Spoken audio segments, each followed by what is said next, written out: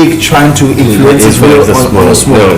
There has been a trajectory to this, and looking at the North Atlantic Treaty Organizations and the plan and proposed inclusion of Ukraine into NATO, and that's quite, and some sanctions, that were not given to the US, when it invaded Cuba. And, so there are just Cuba. I saw the list recently on social media of all the United States military operations that have not been sanctioned by the United Nations in so many countries. The list was up to about 50-something countries. Regime change, supporting insurgent groups. Remember Nicaragua, and all of that. It's just everywhere. But then again, there's that double standards. When the US or the UK or France or steps in, it's okay. There's justification for that. But when it's big boy Russia and Putin, it's a completely different. Well, we just hope that the man Putin will put things right. I have no hopes. I have no aspirations. We just have to see how this whole thing plays out. Anyway, we're in a brand new month, and the brand new month is March, the month of great things to come. Not to be unfair to other months, but March is the best. Still is. Anyway, today is the first day of some more of that to come. I would like to do a little time travel just to give a sense of some of the events that shaped this day in history. On this day back in 1998, Titanic becomes the first film to gross over $1 billion. James Cameron's epic account of the sinking of the Titanic had a budget of $200 million and grossed over $2 billion in the end. Also on this day in 1995, internet giant Yahoo was incorporated. The company was founded in January of 1994 as Jerry's Guide to the World Wide Web by Jerry Yang and David Filo. My first email was a Yahoo email. I mean, everybody, almost everybody. Millennials, they very good. You had your email between 2000 2005. You're most likely having a Yahoo email, and to be honest, I didn't know what it was going to do. I just opened it, went to the FCE cafe, and I still remember my password, but I can't remember my email address. I can't remember. I think it was XXX, triple S, and triple G. I don't even know why I did it like that. But then the password could reach like 7 figures. Yeah, exactly. But what do you think about Titanic? Well, very great movie. I had a privilege to, apart from watch, I think that's one of the movies I've watched aside Escape from Sobibor that made me close to tears. It was based on true life story. So I was trying to connect the film, to the story I've read about what happened in 1914. One of Leonardo DiCaprio's best, pictures, if you ask me. I'm a big fan of his. But, the director, James Cameron, he always does big things. In 2010, he did Avatar, and then it overtook Titanic. His creative ability when it comes to movies and he doesn't shoot movies every now and then. No, he doesn't. Every once in a while. He doesn't, absolutely. Nigerian directors, I know so many Nigerian directors who have directed movies, or Kanyo directors who have directed 50 movies in 1 year.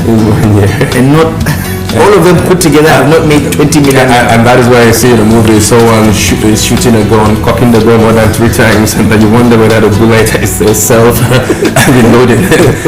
Okay, well, we're not saying that. They're coming up, of course, Bollywood and Kannywood, coming up, making Nigeria proud out there. All right. Well, still on a day like this, in 1947, the International Monetary Fund, that's IMF, was formed. Now, IMF's primary goal of improving the economies of its member countries and frequently being overshadowed in the past by criticism about the fund's alleged support of dictatorship that negative impact on the environment. Talking about the allegations back then that countries that have IMF to date, dictators. Listen, while there's so many things that IMF will tag as success stories, Chris, I don't think there's any country in the world today that has overcome its economic challenges because it subscribed to IMF's policies or guidance. Why it has its purpose, I think it is it's in terms of impact, everything has been mediocre. Whether it's IMF or the World Or Bank. the World Bank, you know, it's like the the string, you know, if they give you a IMF is the poor, is for the developing countries. It's like a monitor to the developing world. And the big boys, the big countries, the global north, it's completely out of the scope and scale of IMF. That completely, you can say that, and that's more reason why there are some policies, you know, in African countries that, of course, is subjected to the dictates and instruction, I put it this way, given to them by the IMF before they get that privilege to secure whatever loan they're looking for. Right. You can always watch Southfield Breakfast Show on the go. In case you're interested in watching us on YouTube, we're on YouTube. Visit www.youtube.com/TV Gotel. Subscribe, hit the like button, and of course hit that notification button so that anytime the show comes on, you will be notified on your YouTube app. So let's go. Taking a look at what we have in store for you on the program today, we are going to take a look at developments in Eastern Europe, where Russia's invasion or face-off with Ukraine is generating a lot of global conversations. The spike in the price of oil is already on the rise. Oil and gas, obviously, because of Russia's significant supply of gas to not just Europe but into other parts of the world. So we'll take a look at that and try to unpack the issues and understand why what is happening currently in Ukraine is happening the way it is currently unfolding. We'll see it on the show. We'll have a conversation on the talking about the amendment bill that was signed into law by President Muhammadu Buhari. New Electoral Act. New Electoral Act, that was signed into law by President Muhammadu Buhari, and what position the Independent Electoral Commission is taking regarding the schedules for the 2023 general election. Hope you wouldn't miss that segment. Sure. We have your regular features like Safia Connect, where we take a look at our Facebook page and take a look at those comment sections where you have been actively involved in the conversation. Plus, Punchline is also on our to-do list. For now, we'll take a quick break, and when we do return, it will be time for us to take a look at the papers, some of the front pages, as well as the stories making the rounds across the country. Join us again.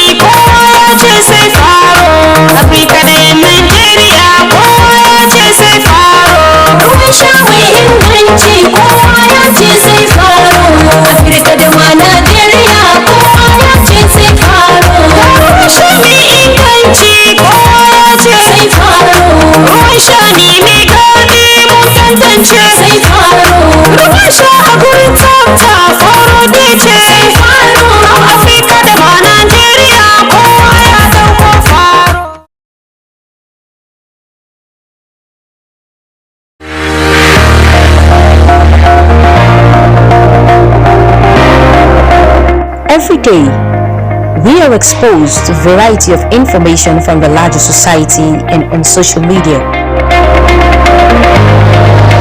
How credible are such messages? Nobody loves to be deceived. Nobody wants to be fooled. Stop the creation and spread of fake news. Don't be in a hurry to share messages. Verify facts and source before spreading. Fake news is harmful.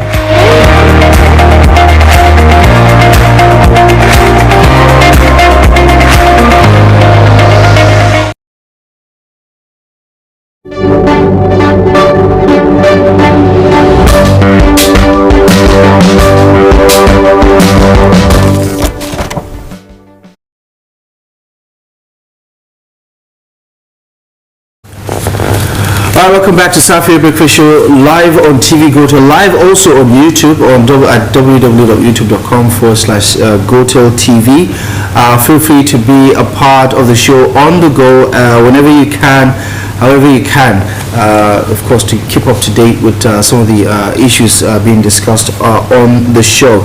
Now it's time for us to take a look at the front pages of some of the select national dailies this morning. And as always, we have a reviewer to help us unpack some of these issues. Our very own Mr. Victor Oleka is here with us today. Mr. Victor, good morning. Good morning. There's quite a lot to unpack, really. So let's just get right into it. Let's begin with the front page of the Punch newspaper for today. NNPC confirms IOC's exit, insist on gas development. So IOCs are your international or corporations or companies, and companies. Yeah.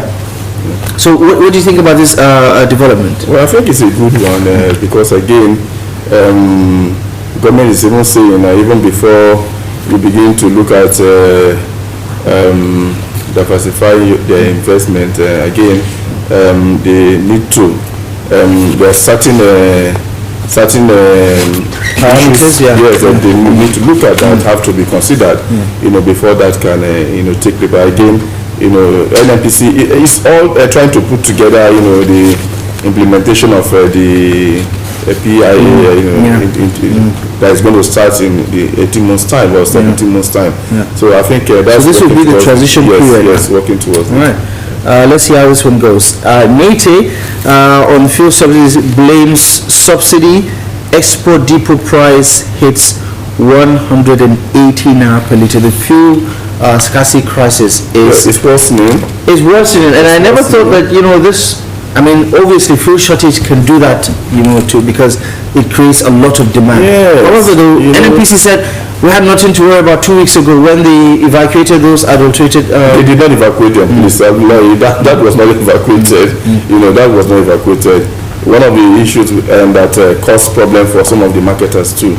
And again, having new supplies too coming in is a problem. What the NNPC had expected that will come in did not come in. And again, owing to the fact that the Russia-Ukraine war that's ongoing now, so most of their cargoes, the guys moving in their cargoes are afraid of going on the Mediterranean Sea.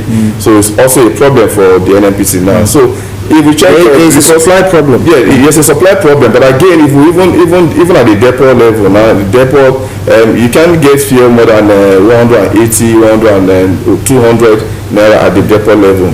So most of the NNPC marketers now are selling at 210, 250 across Nigeria.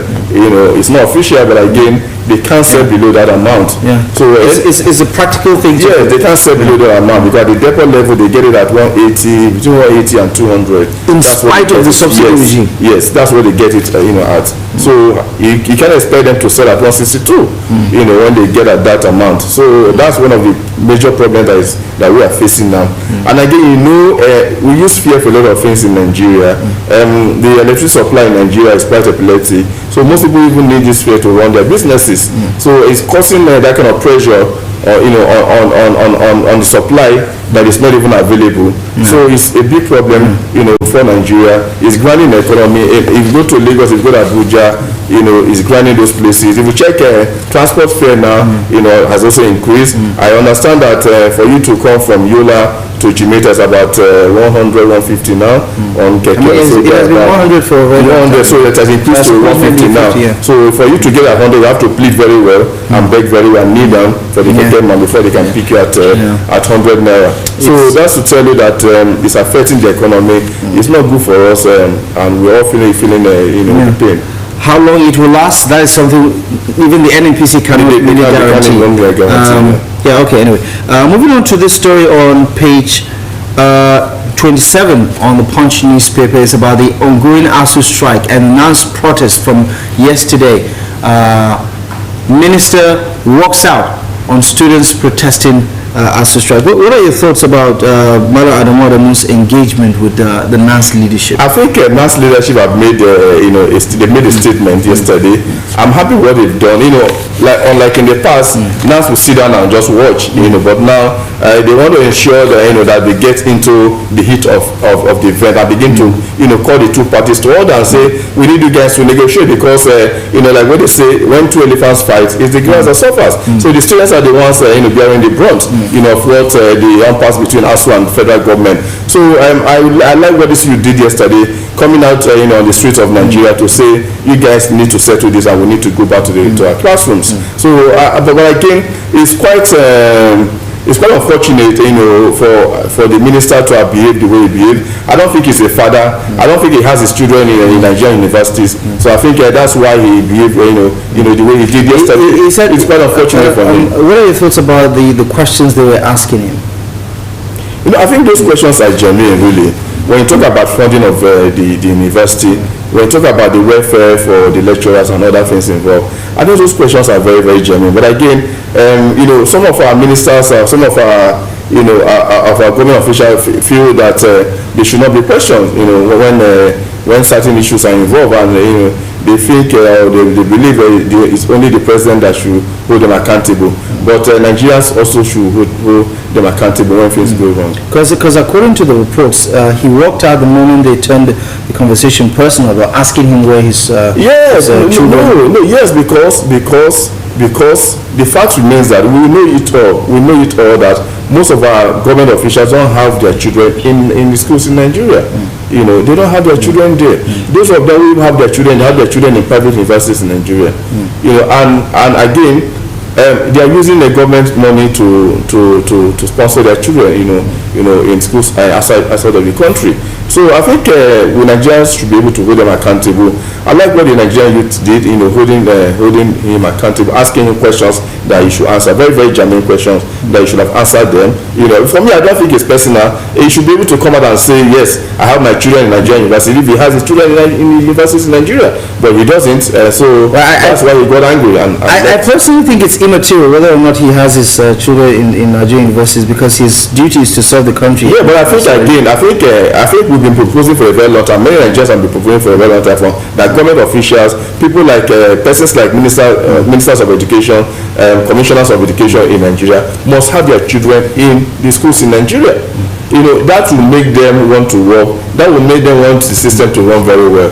I think it should be a law that should be binding. It should be a law that Nigeria should put in place. Because if we don't do that, we'll continue to have all of these things happening. Okay, I'm very sure it's very interesting to talk about that, but you don't fancy the current crop of leadership to come with that. No, I know it won't happen. Socialist idea. Right. The big story that most people are talking about around the world right now is the situation in Ukraine. And on the front page of the Punch newspaper, it talks about Ukraine-Russia war. Federal government to airlift 2,000 Nigerians. Evacuation begins tomorrow, Wednesday. President Muhammadu Buhari approves funding as federal government tips Air Peace and Max Air to airlift Nigerians back home. And the federal government says 4 or 5 airplanes to evacuate Nigerian refugees there. Yes. The situation there is really a very disturbing one, especially with Africans in there, while countries like Poland are allowing Ukrainian whites to go in there. They're not allowing Africans to go into their country. But again, the Minister of Foreign Affairs have been able to communicate with the ambassador of Poland, and I think they are talking, and they are beginning to make things smooth for the Nigerians over there. Apart from Ukraine, Nigerians are also allowed to go into the other border countries, other countries bordering Ukraine. Bordering Ukraine. So I think talks are in place, to see how they can move these Nigerians out of Ukraine. There are about 8,000 Nigerians in Ukraine. About 5,000 of them are students. So if government is moving out 2,000, we'll see about 6,000, right? We'll see about 6,000, down there in Ukraine. First batch will be moved tomorrow. I pray it's successful. But again, because of the war in Ukraine, you can't get food to eat.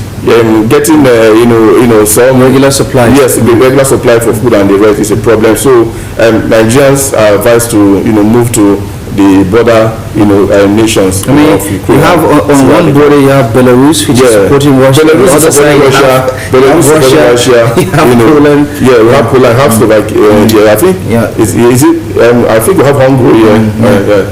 So it's really another humanitarian crisis in Europe, and let's just say that we've been here several times before, especially when it comes to Europe. I mean, I think it's giving us one and two already. Talks. They had first round of the talks yesterday, Russia and Ukraine.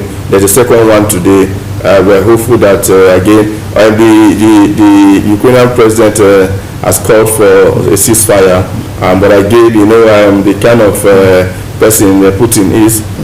Let's see what happens after the second round of talks today, the peace talk. I mean, if it's going to work. If anything, if we're to learn anything from the 2014 situation with Crimea, Luhansk and Donetsk are probably gone. And no, they are gone. They probably will not be part of Ukraine. No, they are gone. In the near future. They are gone. Anyway, so also on the front page of the Punch newspaper, SANS reject immunity for CJN as National Assembly votes today. So it's not just the Chief Justice of Nigeria, there's also the Senate President, Deputy Senate President, Speaker and Deputy Speaker of the House of National Assembly. Yes. What are your thoughts about that? No, my initial thought was, if you have nothing to hide, you wouldn't need immunity in the first place. I don't know why we need immunity. Even the president does not need immunity. Sometimes, the argument they put forward is that if the president or this government official don't have immunity, there will be a lot of cases, people will institute a lot of cases that will not allow them to focus and work. I think those are not excuses, really. I think if you don't have anything to hide, you don't need immunity. You don't need that. Particularly when it comes to the Chief Justice, I don't know what he needs immunity for. But also when it comes to the Senate President and the Deputy Senate President, for me, the Speaker. For me, I don't think they all need immunity. Immunity against what? Immunity against corruption. I think the only person that should even be given that privilege is the president. But again, in a democratic government like ours, you should expect this kind of things. People want to be protected against, and there's also the issue of life pension. Yeah, no, that's also a serious problem. Yeah, I don't know how they're going to vote, because they are seeking for life pension for the Senate President, Deputy Senate President, the Speaker, and the rest. So, and these people are usually set for life. By the time you leave your office, you have a pension. You have a pension for life until the day you die. Apart from pension, mind you, they have other things attached to that. There is a severance package they always take whenever they leave. They have other things attached to them. I mean, aside the huge, even presently in some states, allowances on a monthly basis. In some states, now I think some of the governors to have life pension. Like I think if you have Bible or so, Cross River, some of them they have life pension. When you leave, and again they build a house for you in choice places in Nigeria.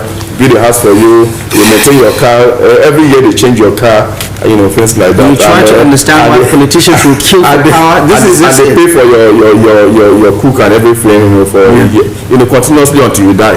So I think the office is very some of our offices are very lucrative, very lucrative. So you should know why people queue to get into those offices. Let's turn our attention now to the Daily Independent, because this stock of stories can just really depress you. The front page of the Daily Independent today is talking about a lot of the issues that have come to bear. There is that flight that the federal government is okaying to airlift Nigerians back to the country. But of course, there is that issue of the missed Air Peace flight, right?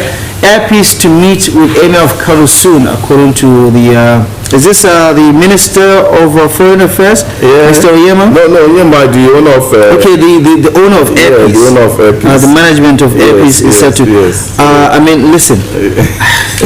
I think when I read the story, I was like, oh, okay. So you can even have a flight delayed for 1 hour in a flight that was getting ready to take off, and you ask the flight to be delayed.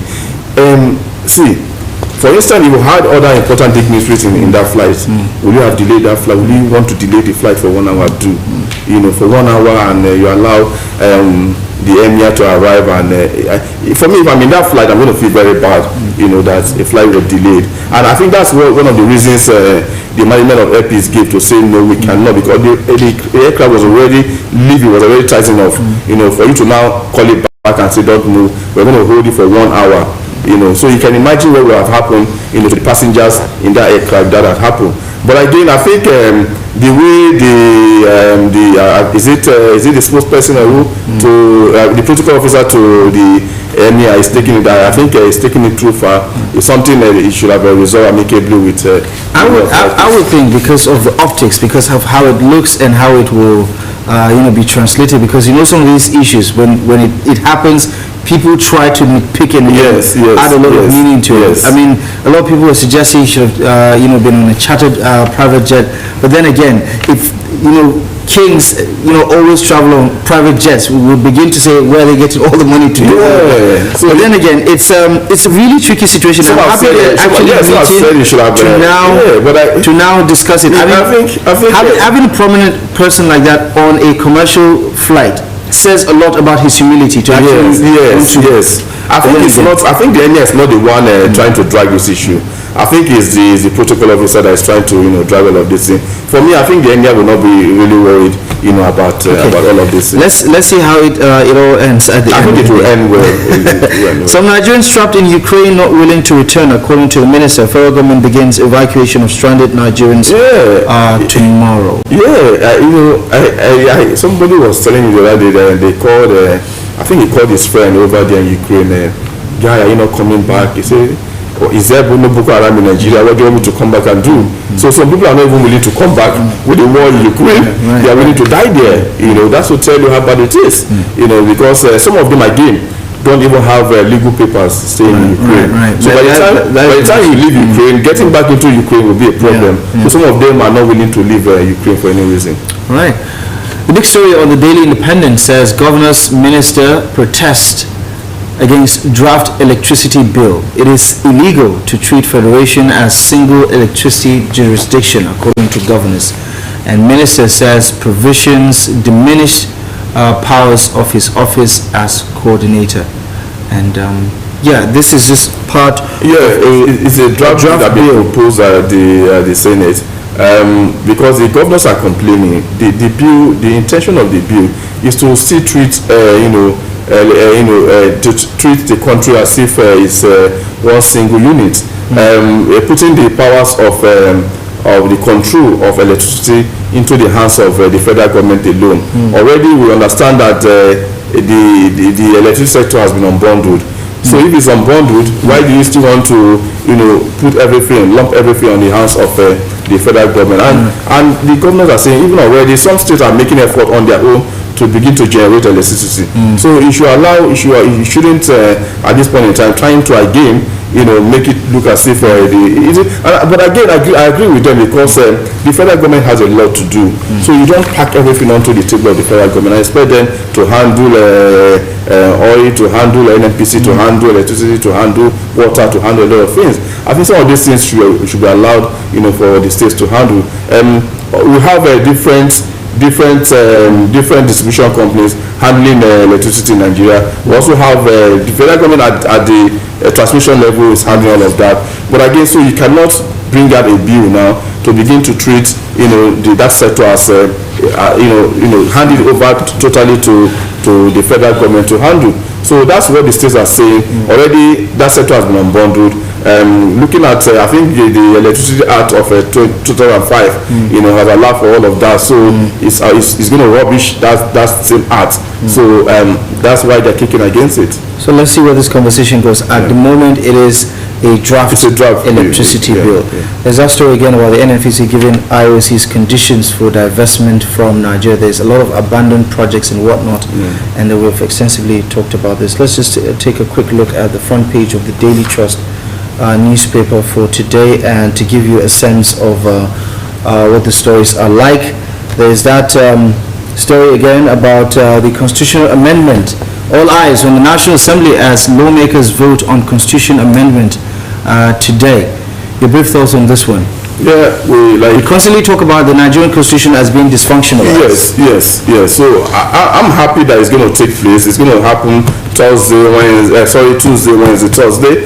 And we are hopeful that something good will come out of it, because Nigerians have expected this for a very long time. So we are very, very hopeful. But again, I just pray that the National Assembly will follow, the line of the national interest in ensuring that this constitution comes out clean. Yeah, sure. COVID-19 has killed over 3,000 Nigerians in 2 years, according to the NCDC.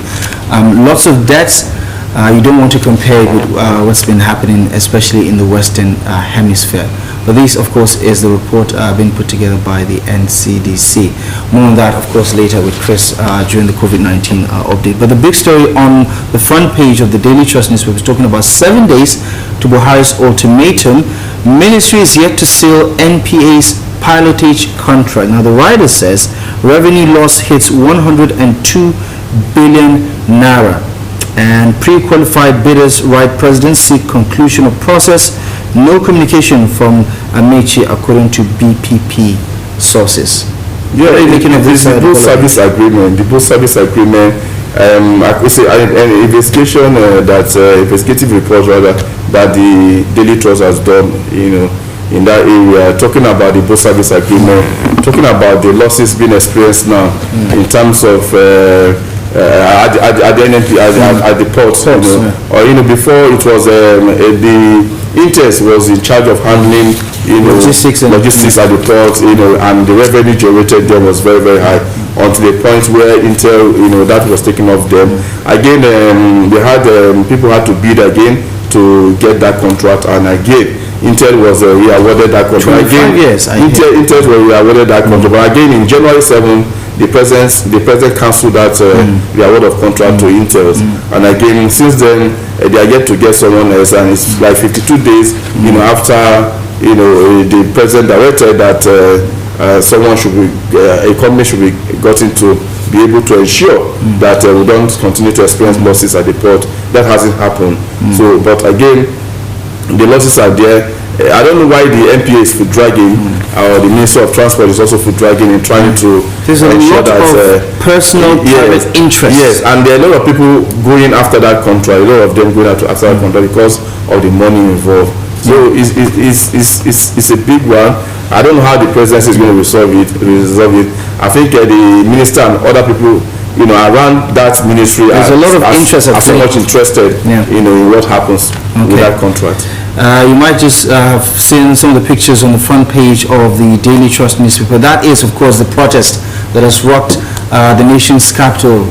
One of them by the NLC at the very top, protesting on the local government autonomy issue, and below that you have students protesting on the whole ASU strike as they attack, or blast rather, according to the headline on the Daily Trust, the federal government as well as their lecturers. Those, of course, are some of the stories you can track and follow. Do some extra reading to get a sense of what they are. I feel like our newspaper reviewer, Mr. Victor, has given us a very good sneak peek into some of these stories. Thank you very much for the reviews. Thank you very much for having me. And of course, thank you for staying with us. We're back in a moment. Chris will be joining you shortly for today's latest on COVID-19, but that is after he takes you through our commentary to take a look at some of your thoughts and views on our Facebook page.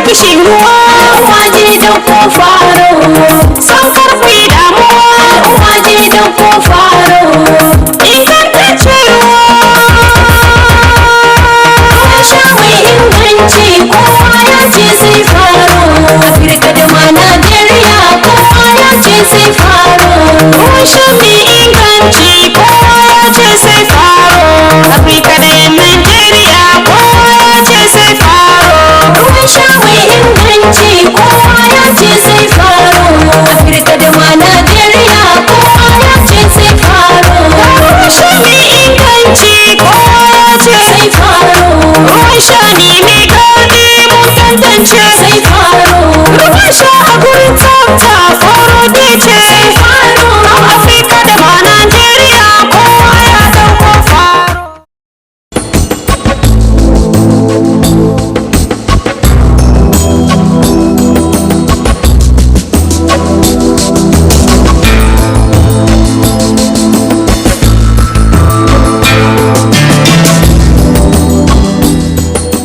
For more on all discussions on Safia Breakfast Show, follow us on Facebook. Visit www.facebook.com/Safia on TV Gotel.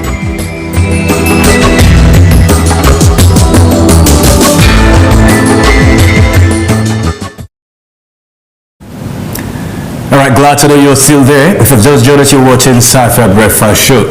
Now, our talking point today on our social connect platform is that do you think youth in Nigeria are prepared to contest for elective positions in the 2023 election? This is what we put up for you yesterday to react to.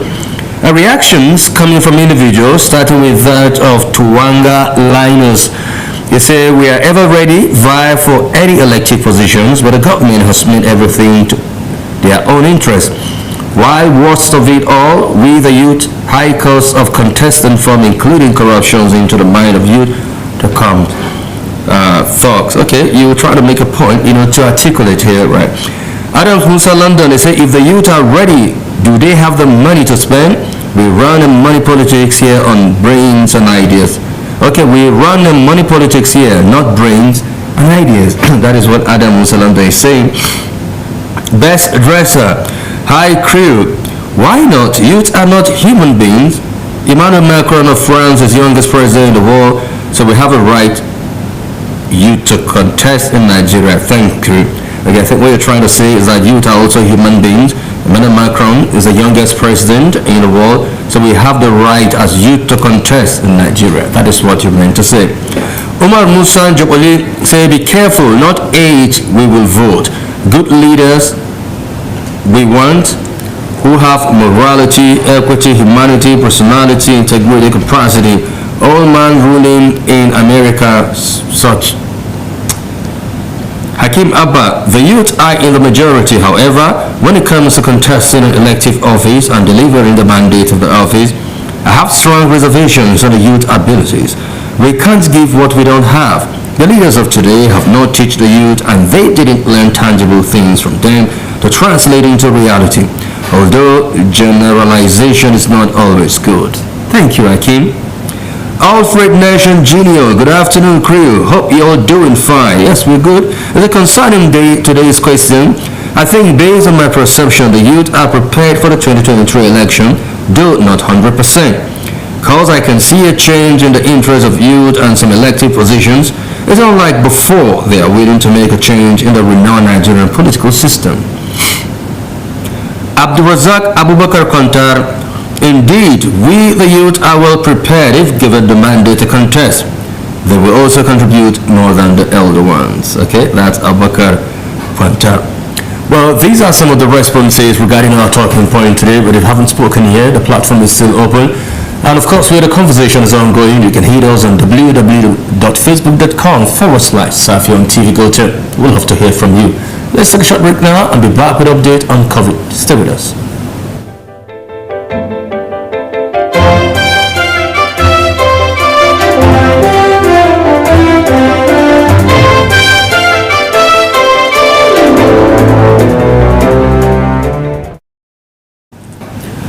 Alright, you're welcome back, and this is COVID-19 update.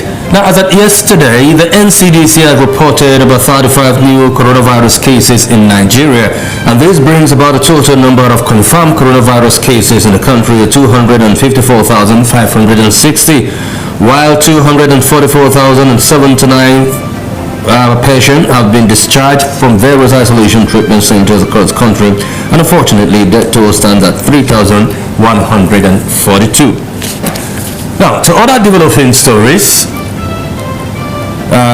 the severe acute respiratory syndrome coronavirus 2 SARS-CoV-2, which is a virus responsible for the coronavirus disease of 2019, continued to spread across Africa.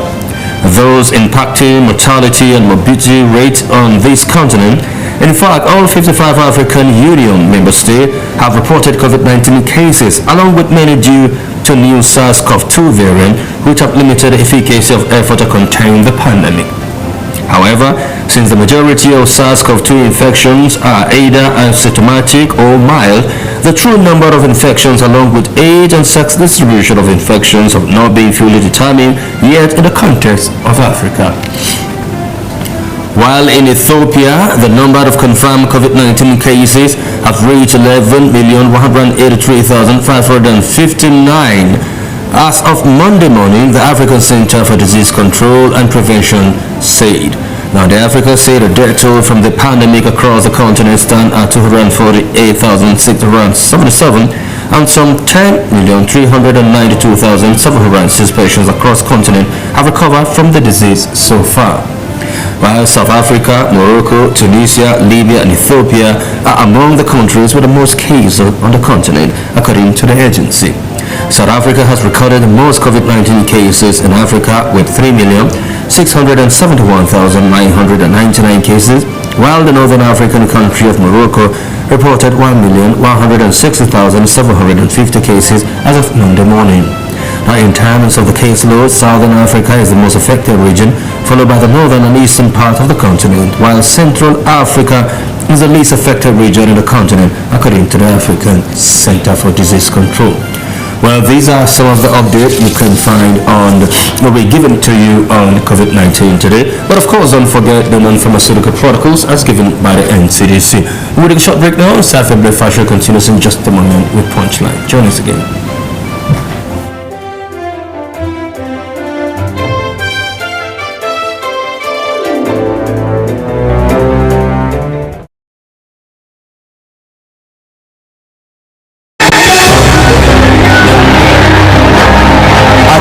Of the 2019 political campaigns in Adamawa, we asked hard-hitting questions. Years down the line, we take you to Dogiri, the seat of power, Government House Yola, the hub of policy and decision making.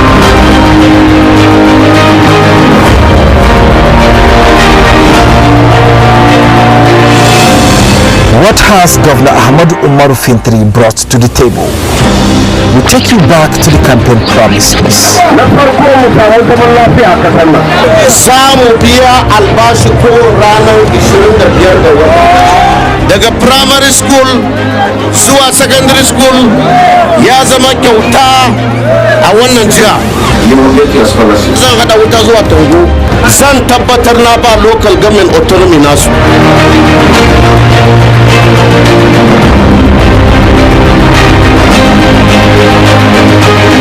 What are the deliverables, tangibles and intangibles?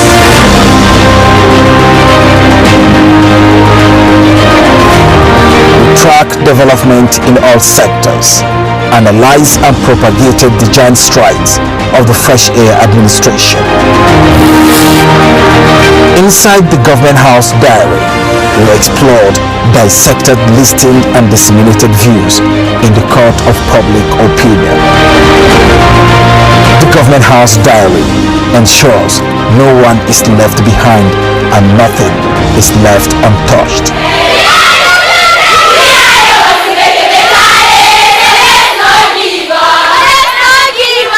Watch out for the Government House Diary with Sharif Al-Hassan on TV Gotel, ATV Yola and Fresh Air Online TV.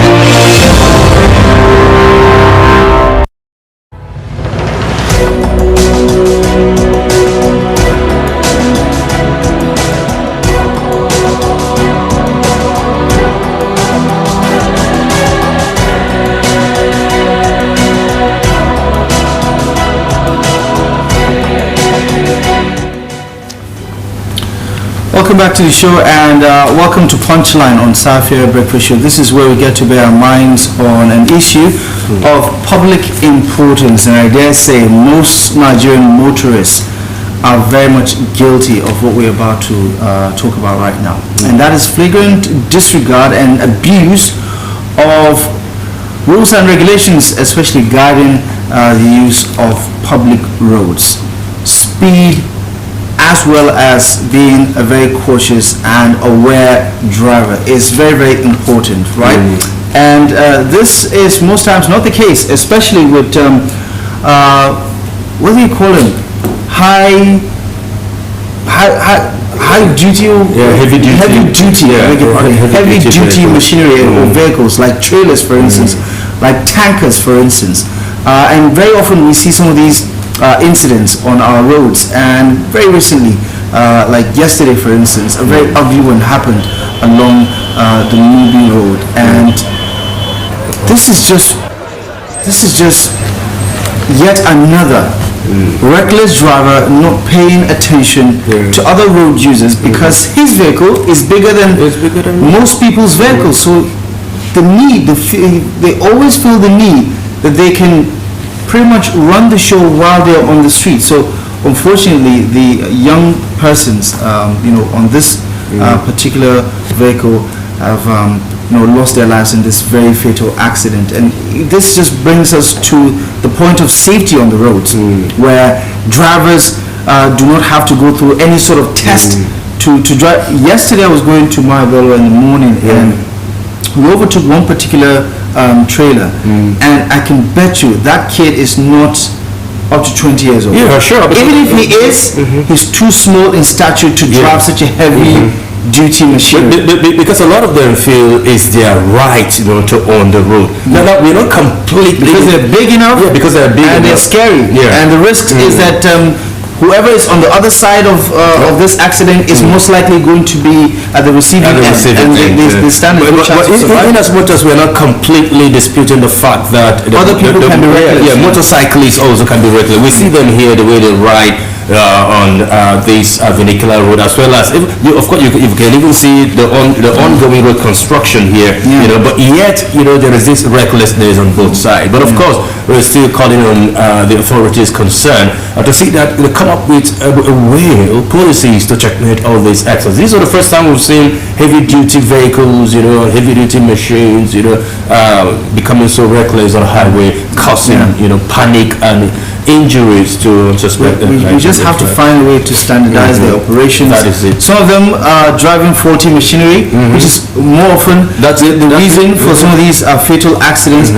But some of the time also is just because of pure recklessness, lack of regard for other road users, and in most cases, this is what you get. At the end of the day, fatalities over and over again. And I'm afraid this is not going to be the last time we're going to see situations like this. So please, especially along the Jambutu crossing, I beg your pardon, Jambutu crossing, vernacular crossing here, where the congestion is like so much, right? I think we should do something about it. You always see road safety officials or police officers there, traffic wardens there trying to control the traffic.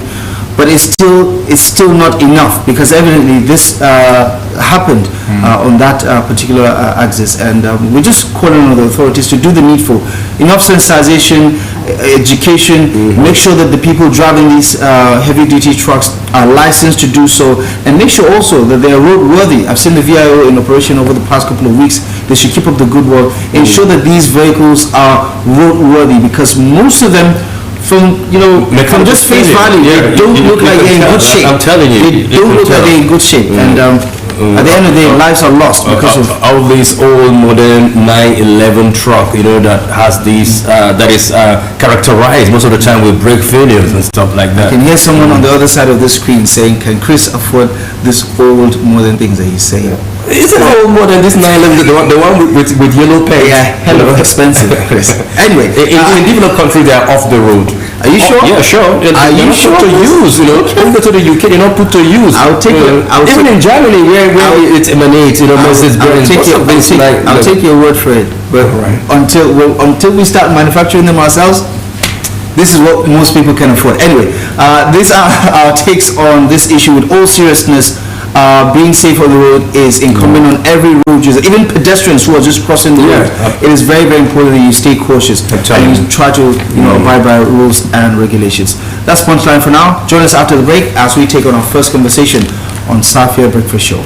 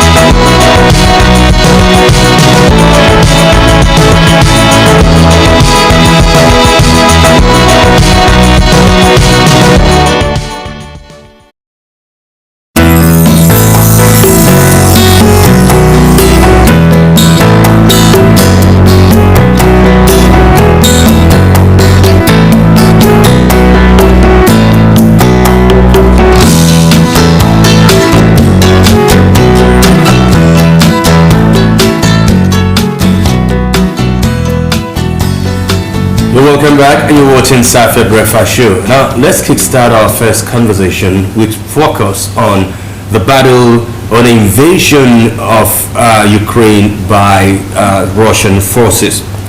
Vladimir Putin, Russia's resentful leader, takes the world to war. Now, pent-up anger with the vast West and a fixation of Ukraine make him more aggressive and unpredictable than ever. Now, Ukraine, where Russian troops have pushed into outskirts of Kiev overall, though they have faced stiffer resistance from the Ukrainian army than some Western defense officials expected. Ukrainian President Volodymyr Zelensky has offered to have talked with Russians to stop the violence, while Russian President Vladimir Putin has urged the Ukrainian army to overthrow him. Now, where is this war headed? Who should broker peace in this situation? Let's get some signs on this issue. We've been joined by Professor Lucky Imade, a professor of international and comparative studies with the American University of Nigeria. Prof, a very good morning to you. Good morning, Prof. Thank you for having me. Now, I'd like to start by asking, with what is happening in Ukraine and the man Putin, and haven't studied the trajectory, right from what led him to assuming power in Russia. Are you surprised that this is happening, or did you expect such thing to happen, from the man Putin, even before now? Well, I'm not surprised. You're not surprised? No, Putin went to Crimea 2014, as you're aware.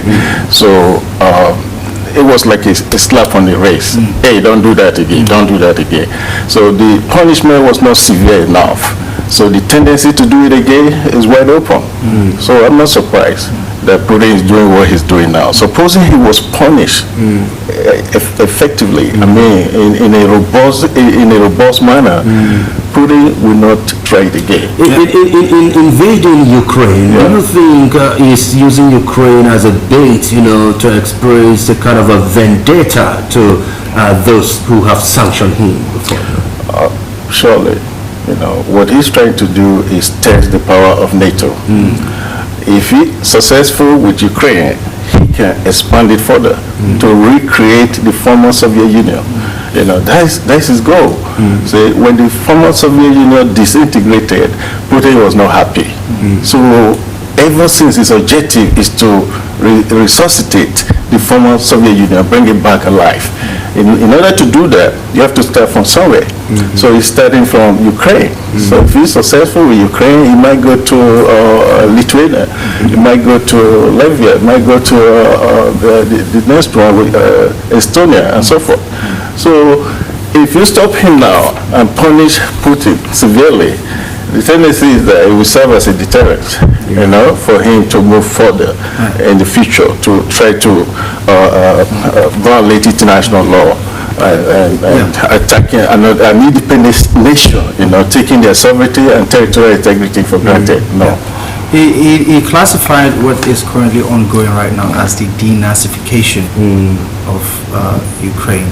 Obviously, we understand that as a political rhetoric, but away from the public and most popular narrative, which is this bad faith actor trying to overpower a seemingly less powerful country, and is trying to flex his muscles on NATO, Europe, and on everybody else, just show how Russia can blatantly do this. And of course, you did link that up to Crimea and how the Obama administration sanctioned Russia, but it was only something that could serve as a deterrent to someone who is unwilling to go down this path. Obviously, that has even encouraged him, because he's tried to hold the greenback less in terms of Russia's reserves now. I think they say it's only about 16% of the dollars now that is in Russia's reserves, and more of it is in gold right now. And he's tried to struck a relationship with China now, so that his economic dependence will be lessened now on the West, who still need the gas, by the way, from Russia. Your thoughts on his explanation, because he did take us on a historic trip, on a historical lesson with President Gorbachev before he left office, and how the rest of the Western world promised Russia that they were never going to go an inch close in terms of their NATO expansion or whatever towards Russia, and he said they've reneged on that. They're ever more closer now to our doorstep, and Ukraine trying to join NATO is a direct threat to Russia's existence. What do you think of his points there? To be fair, Russia is making a point there. If you go back to history, the Cuban Missile Crisis, is a shining example of that.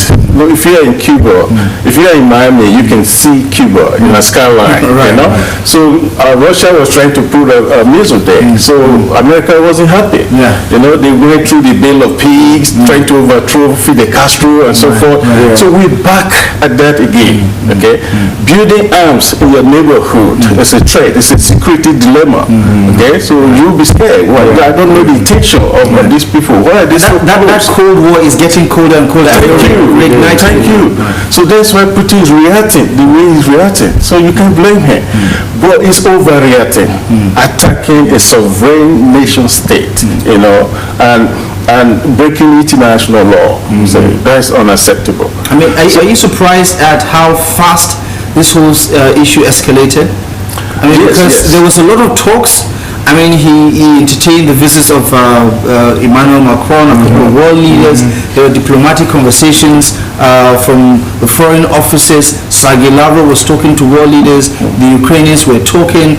And Vladimir Putin pretty much said, well, you guys keep talking. I will just get down to the actions of this whole thing. Are you surprised at how things escalated very quickly?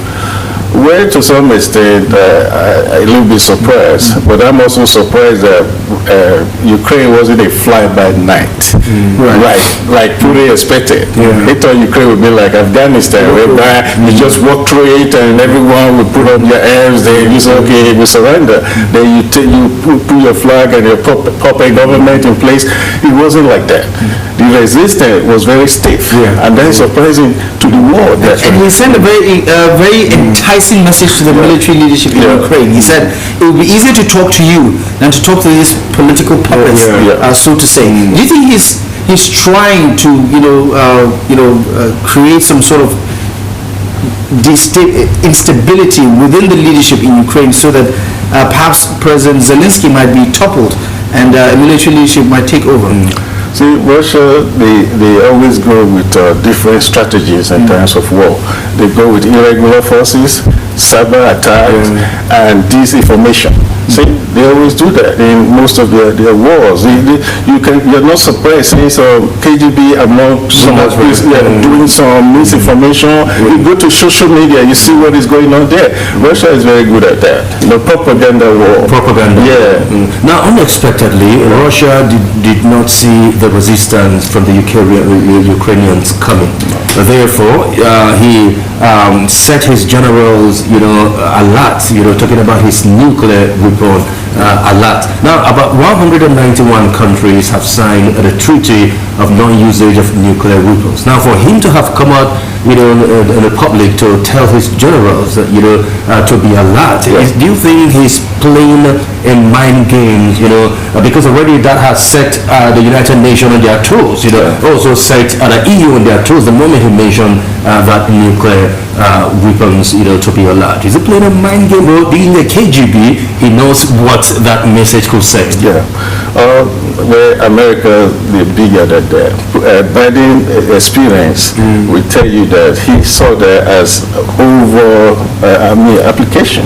I mean, you're blowing it out of proportion. He's telling people now, let's tone it down. Okay, don't escalate this to a nuclear war. Okay, America is also a nuclear power. And Russia is trying to play psychological warfare. Let's put in playbook. Look, we have this. We can destroy you in a minute.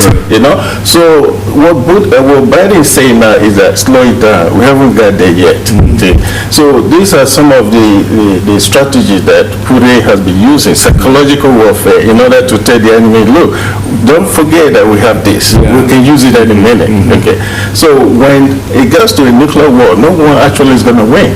Okay, but everybody's going to lose. who will win it is whoever can come out with a first strike capability, which is the United States of America, because they have what they call SDI, Strategic Defense Initiative in place. Russia doesn't have that. That's what led to the demise of the Soviet Union in the first place during the Cold War. Okay. But what about other interested global powers like China, for instance, whose interest is most likely going to lean towards Russia? Because you get the sense that President Xi Jinping and the Chinese government, with all their capabilities, because you're talking United States, Russia, China, the top three, leaders in terms of military warfare or defense or whatever, and you have the top of the top three, two of them aligned in a way. I mean, Ukraine might just be the bait that all these three could go to war with the United Kingdom, Germany, and the rest.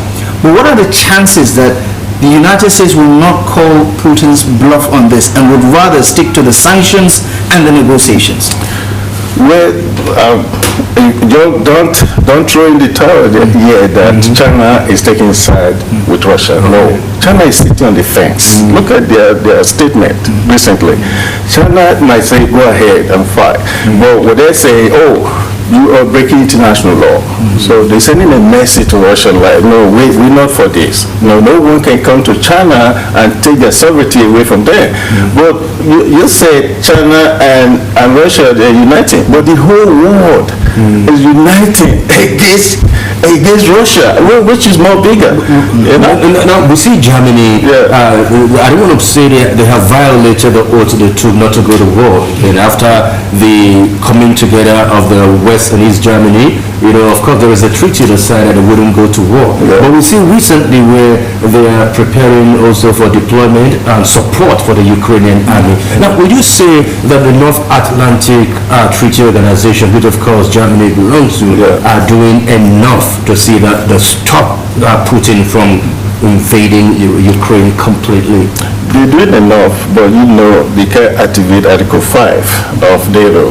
Article 5, NATO is not, Ukraine is not a member of NATO. So they can't activate Article 5 on Ukraine. What they should have done, they should expedite some kind of application and bring Ukraine into NATO immediately. Thank you. But will war against Russia be in the best interest of Europe at this moment? Well, it's not the best, but if you start it, bring it on. That's what, bring it on. We can watch you and violate the territorial integrity of our member state. No, NATO is the epicenter of all this for Putin. Putin is scared of NATO because they know what NATO have done previously. I don't want to go back to history. See, so Putin want NATO to be disintegrated. That's why he was so much in love with Donald Trump. Because Donald Trump was almost destroying NATO. If America pull out of NATO, NATO is gone forever. So that's what Donald Trump was about to do. And Putin loved that. But now Donald Trump is out of the picture. Biden came in. Biden became a threat. Biden is no weak. As Donald Trump is saying that, if I was the president, this would not happen. No. You look at some of the most bold moves that Russia has made, and it's safe to say that it has happened mostly under a democratic leadership in the United States. The invasion of Crimea, for instance, or the annexation of Crimea in 2014 happened under President Obama, a liberal Democrat.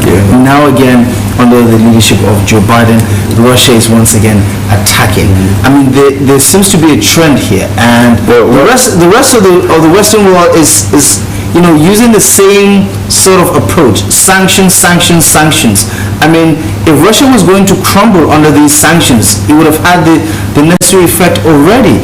Look at Iran, for instance, with the sanctions and everything. It still poses a threat, so to say, nuclear-wise, to the same assets and allies the United States is trying to protect. When it comes to Russia, isn't it better to concede and to guarantee that there is no point in time where Ukraine will be allowed to join NATO, because Russia deems that as a direct provocation if Ukraine joins NATO? First of all, let me correct a point there. It also happened during the Republican administration, George Bush Jr., when they went to Georgia. Okay, George Bush was in the White House, so it's not like it's always. But the Georgian situation did not lead to annexation. Yes, but they attacked. They went there. You know, that's the trend you just described. They went there. It's not because the Democrat is in the White House. The Democrat is in the White House. That's not what is going on here. What is going on is that I'm saying based on the trajectory, right? Yeah. Republicans are more prone to just go into war. Democrats in most recent history. Yeah, I agree with that. Right. Because they from a realist perspective. Yeah. Okay, but the way I see this is that what Joe Biden is trying to do is want to avoid war and use diplomacy, which the Democrats are way known for. That is the point you're making, right? Okay, if diplomacy fails woefully, the last resort is to go to war to defend the territorial integrity of the United States or NATO. So that has not, we haven't even got to that yet. But do you see Putin giving into diplomacy, standing astute, like as nobody could talk to, as someone that can resist anybody's plea? See, when you have a mindset that my way or no way, diplomacy will not work. Diplomacy is a process of continuity and compromise. You have to give up something to get something, okay? But Putin insisted that NATO is an issue here. It's not only NATO. You talk about de-Nazification, you talk about demilitarization, all those are propaganda. There's no genocide going on in Ukraine. There's no militarization going on in Ukraine. Look at what's happening. Look at what happened in Luhansk and in Donetsk, and look at how the Crimean situation played out.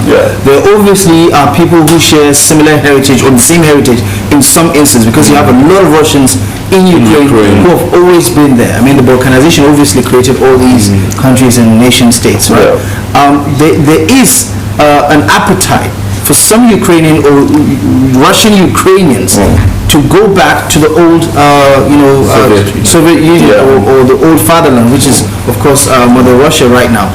Give us a sense of how this is beyond just one man's ambition or objective to reunite or take over as much as he can back what once belonged to the Soviet Union. See, what Putin is trying to do, Putin don't want to be Joseph Stalin. He want to be Peter the Great. Going back to history, around 1870-something, Peter the Great, St. Peter came out of that, He want to leave a legacy, a lasting legacy. Maybe Ukraine can be called Putigrad. Or something that the world will look up, it's not Putin, we wouldn't have got this. That is what he's trying to do, and he's miscalculating. He miscalculated the unity of the West. And this situation is uniting the West more. But I mean, I get that they're united in condemnation. But in terms of action, we haven't seen anything yet. Because President Zelensky was speaking the other day, and he said he doesn't need a right out of Ukraine. What he needs is military help. And apparently that is not coming. It's coming now. We saw what EU just ordered. I didn't see the Norwegian army do some deployment. You could go ahead. Yeah, but apart from that, the Soviet Union, we haven't seen more support, as in coming do it to Putin all by himself as an all-powerful person. So apart from Belarus, Alexander Shishkin was the one who, of course, we have seen romancing with Putin. But other Soviet countries, they have been balkanized from the USSR. We haven't seen any coming up, to show support to Putin. Because you don't want to go back to the former Soviet Union. It's gone with the wind. It's gone forever. Or do you think Belarus wouldn't mind going back, Alexander? Yes, Belarus, you saw the demonstration that happened there, crushed down the demonstration. Putin liked that. That's why he's drawing him closer. Putin hate the fact that Ukraine is going democratic, going into an open society whereby the freedom and all these things will come to play. He doesn't like that. He want Ukraine to be a puppet of Ukraine, so that Ukraine can remote or control. Russia can control Ukraine remotely, but it hasn't happened that way, and he's not happy about that. So the fact that Ukraine is going very successful is like South Korea and North Korea. Because South Korea is very successful and North Korea is not doing very well. Let's talk about the chips that Putin holds right now. Yeah. Right, away from just the armaments, the military potential that Russia has. There's the gas. Isn't it? And obviously this particular war has affected oil prices and has also sort of like made the whole gas supply situation a lot more difficult. And Putin is like Russia's main switch for supply gas to Europe or not supply gas to Europe. There's a lot of chips in this particular conversation, economic ones that he controls, which also Ukraine, is a part of the equation. When you look at, the negotiation table and what perhaps Putin is going to come to that table with, he does seem to have the upper hand. When the West comes with diplomacy, they're more or less going to come cap in hand. Don't do this, and we'll concede to ABC demands that Russia has right now.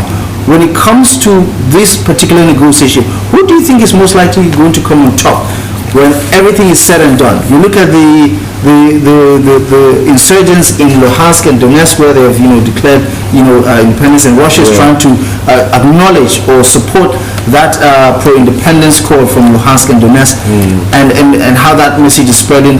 At the end of the day, when everything is said and done, if we inadvertently or advertently avoid a world war, so to say, who do you think would see this as a victory? Putin or the rest of the world? The rest of the world, because gas production in Russia is not a monopoly. They don't monopolize that. Even in Nigeria here, we can fill the void. If I'm the president of Nigeria, what I would be doing now is preparing to fill the void for Germany. You have existing systems that cannot be changed overnight. But the supply chain if that system is gone, you find an alternative. So when there's no alternative, that's when you say yes, it's a victory for Russia. But there are so many alternatives. I just use one example. The point I was trying to make is Crimea was a success for him. Yes. If Luhansk and Donetsk now are another Crimean-like story, it will surely count against Ukraine and against NATO, because it would have been another inroad for Russia once again. Yeah, it would be, but it's not going to be that way, because the whole world right now, they're uniting against Russia, even in sport, in entertainment, anywhere you look at it, they are isolating Russia. Russia is an international pariah state right now. They have been ostracized from all activities around the world. Even President Putin was removed by international judo chairperson president recently in the Olympics, saying no, we don't want Russia to participate in the Olympics. Soccer, there's a match. Thank you. They refuse to play Russia. So all these cases that will come up and say Russia is the big loser in this. Yes. Obviously, the optics doesn't look good, but I think Putin doesn't care about the optics. He doesn't. If you look at his body language. But just as a final point, do you think that there is a case to be made about the double standards, like when countries like Russia or China do something, it is painted in a particular way, but when the United States or the United Kingdom does the exact same thing, whether it's with Afghanistan or Iraq or Libya, there's always justification for that. However, if a certain Russia or China is doing it to another country, whether it's Tibet or Ukraine in this case, look at what they're doing. Taiwan. They look at the big bad, actors trying to. Do you understand the double standards in this conversation? Let me tell you something. When America sneezes, the world catches the cold. America, after the demise of the former Soviet Union, when the Cold War ended, America set a rule-based international order. America is in charge of that. So if anybody is violating that, America will come out and back, and they can buy it also. So when America went to Iraq, you saw what happened. They went to Afghanistan, nobody raised any alarm, because America set that standard. And that standard has been maintained by American taxpayers' money for so many years, almost 30 years now, right? So that very rule-based international order is about to crumble. So America don't want going there, they want to defend it. They want it to continue because what Russia and China is trying to do is that enough is enough of American hegemony. Russia want to take over from China want to take over from the United States by any means necessary. Economically, militarily. Yes, but America is not ready to give it up. So if possible, this might lead to World War III, which of course I'm not so pessimistic that it's going to lead to World War III right now, because Biden is kind of tuning it down. So hey, look guys, let's put it down. Enough is enough. Let's hope for the best case scenario and prepare for the worst. That's what they always say, and that's what they always do. This is a developing issue, and Prof, we do really appreciate your 2 cents on this one, and we do hope that when there's more to talk about, we'll definitely talk about insight on this one. Thank you so much. Thank you so much, Prof, for coming. Sure. Thank you. Appreciate it. De-escalation is the watchword as this development continues to unfold. Southern Breakfast Show returns in a moment. We'll be talking about a different conversation. One about the Electoral Act, the new and of course newly passed Electoral Amendment Act in Nigeria, and what it potentially brings to the table in terms of value addition ahead of the 2023 election. More of that coming up ahead after the break.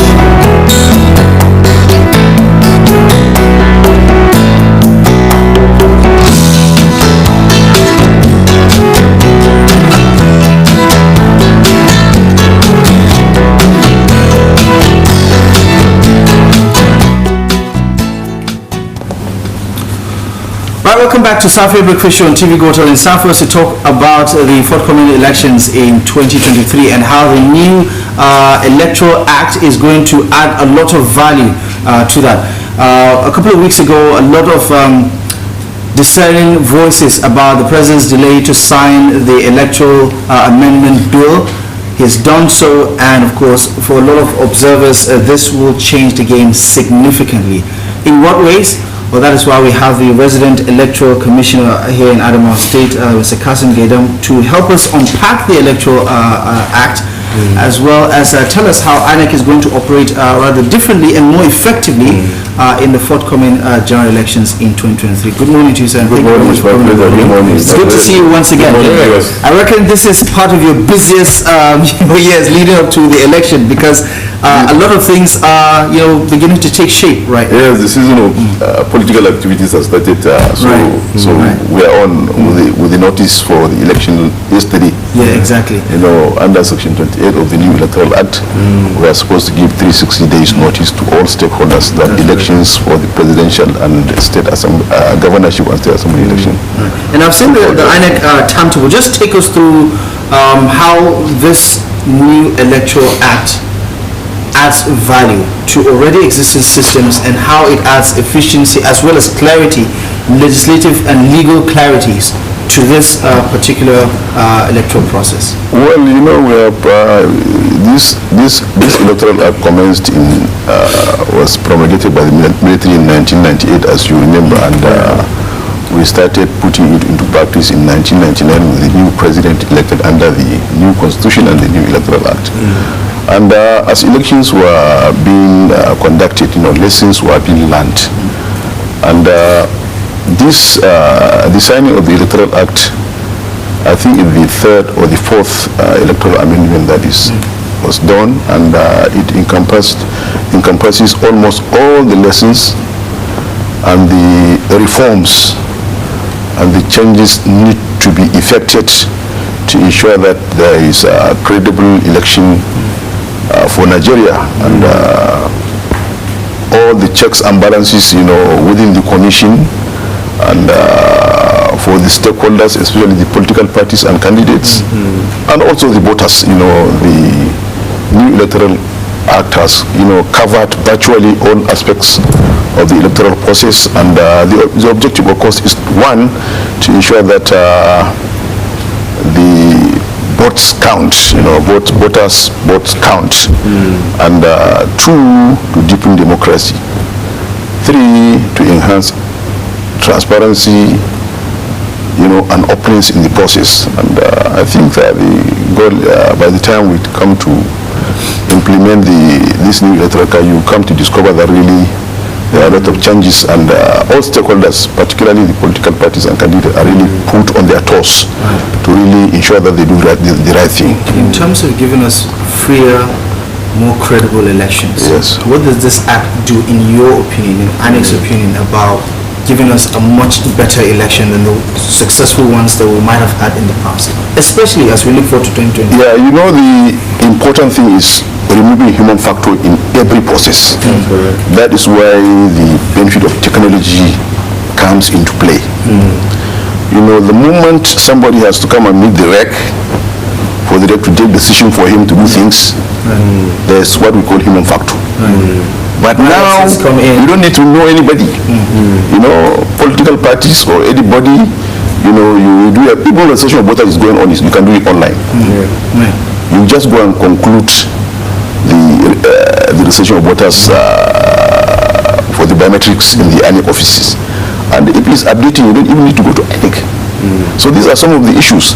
And you can see nomination of candidates by political parties. Now we don't have those forms, CF001 or 0. They are now EC009. It's going to be collected online. You have to be given a link. You have to fill it online. So it's clearly, the process is objective and transparent. And if you don't comply with this, so these are some of the issues. And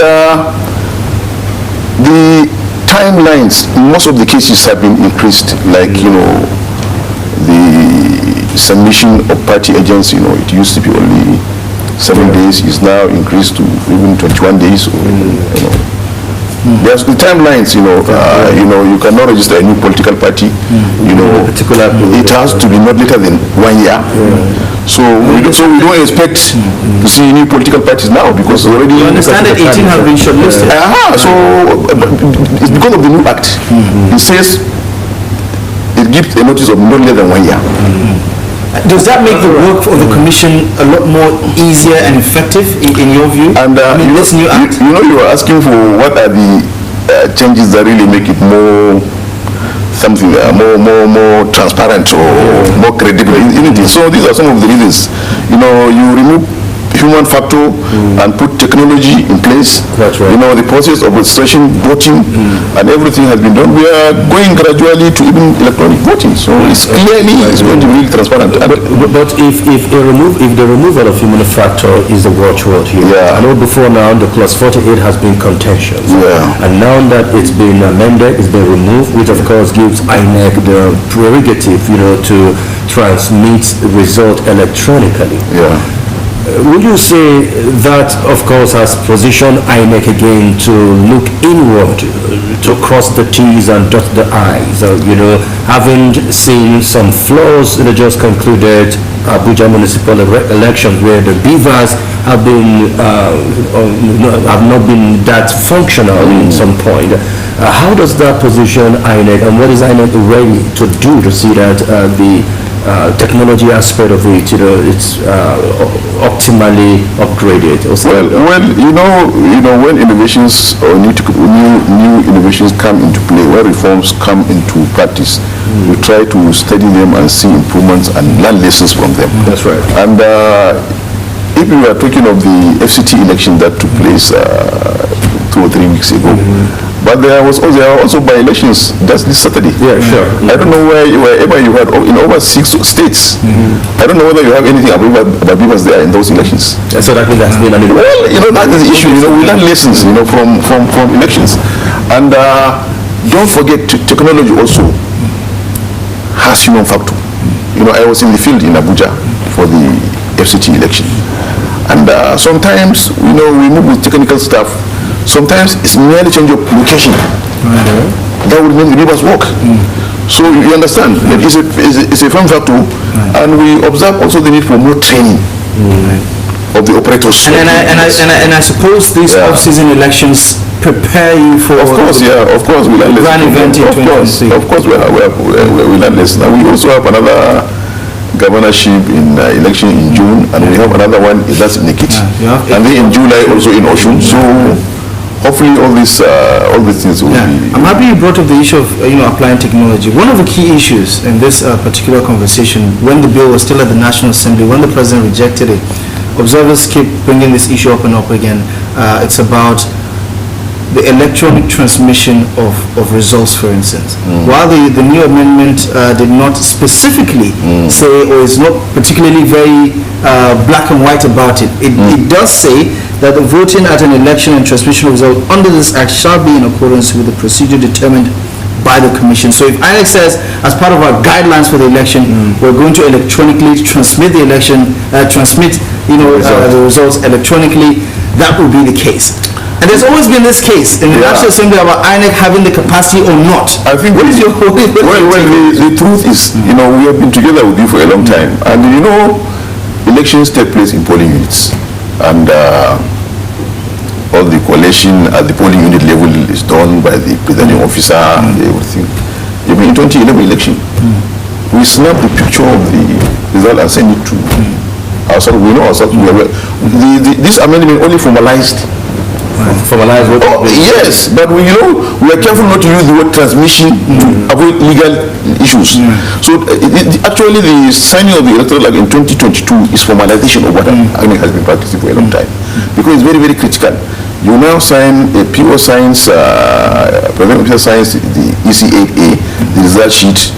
He gives it to all political parties, security agencies and everything, and somebody is on the way hijacks it. So this is a thing of the past now. But before now, of course, we know elections have been characterized with thuggery. Exactly. Which eventually lead to litigation. And another issue is that that I want you to understand the beavers.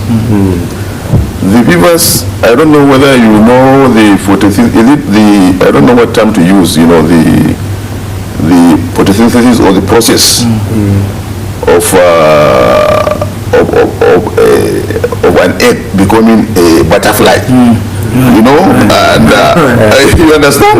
And from the beginning of recession, we call it IVET. INEC voter enrollment device. It's the same machine. It's not different. It's not different. It's just multi-purpose. Yeah, it's multi-purpose. And when it comes to election time, it becomes beavers. So what difference does it make? the same equipment. I'm just telling you. You know, it's in terms of application. In terms of application, at various stages, it becomes BIBAS. You know, bimodal motor accreditation system. And after elections, it becomes IREP, election result portal. Or transmission something because you upload it. So it's a tripartite functional. Actually, it can even do electronic voting. It can even graduate to electronic voting. The same machine. Yeah, the same machine. We're not there yet. We're not there yet. But I'm just telling you, you know, have that function. You know, these stages. I want you to observe. You know, INEC from the beginning we had electronic. Or can I say we had electronic registration? We are now having electronic accreditation. Voters. It was not electronic in 2019. But now, 2022 is going to be electronic.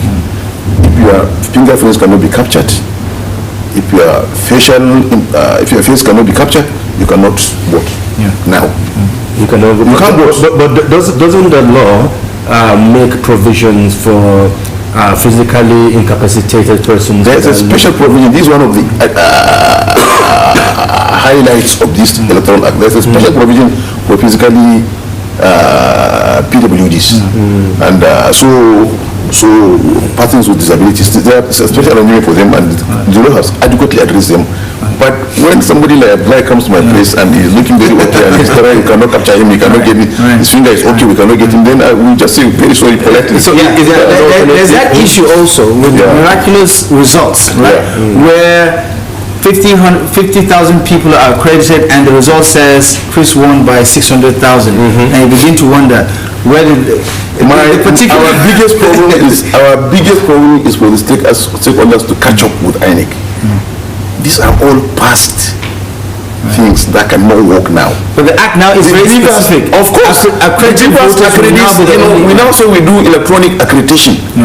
The BIBAS counts the number of people accredited. You understand? It counts, and at the date of entering the result into the EC8A, the figure in the BIBAS and what is in the ACA must tally. So all these issues of 600 voting and 600,000, you know, is really a past. So the BIBAS being electronic device cannot make mistake.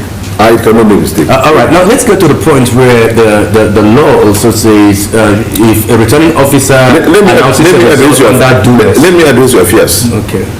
You know, the electronic, the BIBAS is normally configured and pushed and cleared. And it contains the list of voters in that polling unit. Not in the auto, it's in that particular polling unit. It has been, all the names and pictures and everybody of those voters that are supposed to vote in that polling unit is already captured. So the issue, what you are really afraid of rectification cannot even arise. So the issue of a returning officer announcing the result under duress, and cannot arise any longer. But even if it does arise, you can't say it cannot arise because the new law takes care of that. That's what I want to take note of. You know, you read the issue of returning officer making return under duress. So the law says is that since we know it happens, you know, bad politicians do that. So the law now gives INEC the power to review. That's correct. 7 days to review. Two things. Whether there was actually duress used at that time. Two, whether there is substantial compliance with the rules and regulations of the commission. That is compliance with the Electoral Act, compliance with the Constitution, compliance with the guidelines. If there is substantial non-compliance, I will do the right thing. This is like, so this has addressed the issue of returning officers being compelled to do something. And I think this is like what in football we now call the VAR. The referee has missed something, he has another opportunity of checking the ball. I like it. It's a very apt. It's a very apt example. Exactly. Only that one is instant. Exactly. But this one gives for the commission 7 days to do that. But I don't think it will take 7 days. Even in a day or two, they will be clear. As someone who has been a part of this system for a very long time, obviously you've seen our electoral process grow and develop over the years, election circle after election circle. With this current electoral act and all the systems that INEC has put in place, I mean, obviously many Nigerians are much more comfortable where INEC is sitting right now based on its past success stories in the 2019 election. I mean, obviously it's still a work in progress, but we're obviously making a lot of headway in trying to put together these reforms and implementation. How optimistic are you about this electoral act, what it says about the activities of political parties, the nomination process, INEC's role and all of that? How optimistic are you that the 2023 election will be an even bigger and better role? My advice to younger ones is always for one to be always very optimistic in life. You should be positive minded, you should be optimistic. So I am very, very optimistic and positive minded. That's number one. Number two, there's this impression that it is INEC that will make it work. It is not so. All stakeholders must put their heads together and give the cooperation and support to INEC for it to work. Every system, everybody has a role. Every stakeholder has a role. One, of ensuring that the right thing is done. Two, to ensure that justice is done. Three, INEC is ready to be very open, transparent, and to ensure that justice is also done, as we have been doing, for the last 10 years. And so, the cooperation of stakeholders is very, very critical. That's right. And specifically, the political parties, the candidates, security agencies, our parents, traditional rulers and religious leaders, the youth, civil society organizations, everybody must put their hands on deck to ensure that the system works. That's right. And try to get a copy of the Electoral Act, read it. We will be doing engagements here and there for all the time. Understand the system. It's very simple. The Electoral is very simple English, very plain, simple English. Anybody can understand it. And we will try to make some available for you at the appropriate time. And I think that is the point that's the key point I want to make, that we are optimistic, we are positive, that there is really, indeed, there are a lot of improvements, for democracy to be deepened in Nigeria. But the support and cooperation of stakeholders is very, very critical. Very critical. It is incumbent. It will take a whole village for this exercise to be a very credible and fair one. It is not just on INEC to give us successful, free, fair. That's right. Exactly. I think INEC is fine, at least for us in the media. Your hibernation period is over, because we're going to see more of you now. Yes, they're not returning to the cocoon. Hibernation period is over, and voter education and all these enlightenment programs. When I saw your call, I say, okay, the season has come back. That's right. And we're always happy to collaborate. It's my pleasure to be here. Thank you so much for thank you very much for everything. And we'll continue to do this exercise as time goes. Thank you very much. Thank you so much for coming. And this is where we like to wrap things up on Saturday. We appreciate this lovely Tuesday morning. We do hope to see you tomorrow, Wednesday, live at 8 a.m. as usual. Until then, it's goodbye from me, Abdullahi Ahmed. And I'm Chris Jacobs. I urge you to stay safe. Report any suspicious item or persons to security operatives nearest to you. Gotel News comes up at the top of the hour. Good morning.